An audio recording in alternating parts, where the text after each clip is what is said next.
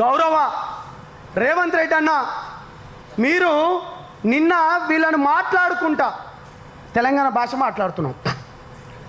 మీరు కలం పట్టనోడు కూడా ఏమన్నారంటే వాడు విలేకరి అన్నారు మీరు.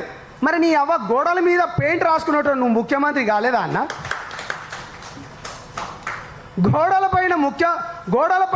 పైన పెయింట్ రాసేటోని నువ్వు ముఖ్యమంత్రి అయినప్పుడు తెలంగాణ ఉద్యమం గురించి, తెలంగాణ అస్తిత్వం గురించి, తెలంగాణ నీళ్లు నిధులు ఉద్యోగాల గురించి కొట్లాడి సాధించుకున్న ఈ తెలంగాణ రాష్ట్రంలో 100 కోట్లు పెట్టుబడి పెట్టనోడు పాప మా యూట్యూబ్ పుణ్యమా అని చెప్పి, ఫేస్బుక్ పుణ్యమా అని చెప్పి మా గొంతుకలు వినిపించడానికి ఇవాళ కొత్త తరం, నవతరం, యువతరం రక్తం ఉడకలిచ్చింతే ఈ కొత్త యువకులు 4.5 కోట్ల గొంతుకై ఇవాళ వీళ్ళు మాట్లాడుతుంటే ఇవాళ మీకు కలం పట్టనోడు జర్నలిస్ట్ అంటవా అన్న?